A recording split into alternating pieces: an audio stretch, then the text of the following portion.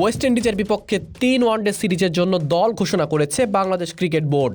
Saint কিটসে অনুষ্ঠিত হবে সবগুলো ম্যাচ। 8 ডিসেম্বর প্রথম ওয়ানডে ম্যাচ অনুষ্ঠিত হবে। নাজমুল হোসেন শান্তর অনুপস্থিতিতে টেস্ট সিরিজে প্রথম অধিনায়কত্বের দায়িত্ব পালনের পর এবার প্রথমবারের মতো ওয়ানডেতে বাংলাদেশ দলের নেতৃত্ব দেবেন অলরাউন্ডার মেহেদী হাসান মিরাজ।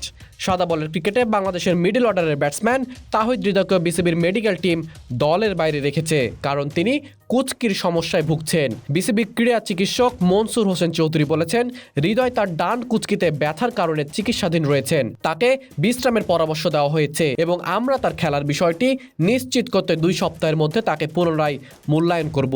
এদিকে 1 বছর পর ওয়ানডে দলে ডাক পেয়েছেন বাঁহাতি আফিফ হোসেন ধ্রুব।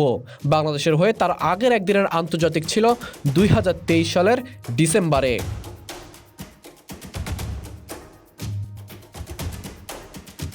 সহযোগী বাঁহাতি জাকির হাসান, যিনি গত মাসে সংযুক্ত আরব আমিরাতে আফগানিস্তানের বিপক্ষে ওয়ানডে সিরিজে দলে ছিলেন, তাকে বাদ দেওয়া হয়েছে।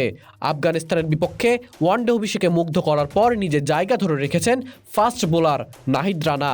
স্কোয়াড মেহেদী হাসান মিরাজ, অধিনায়ক লিটন কুমার দাস, তানজিদ হাসান তামিম, সৌম্য সরকার, পারভেজ হোসেন ইমন, মোহাম্মদ মাহমুদুল্লাহ, জাকের আলী অনিক, আফিফ হোসেন ধ্রুব, রিশাদ হোসেন, নাসুম আহমেদ, তাসকিন আহমেদ, হাসান মাহমুদ, শরীফুল ইসলাম, তানজিম হাসান সাকিব এবং নাহিদ রানা। মুন্নার আঞ্জুম রিফাত, বিডি আর্কাইভ।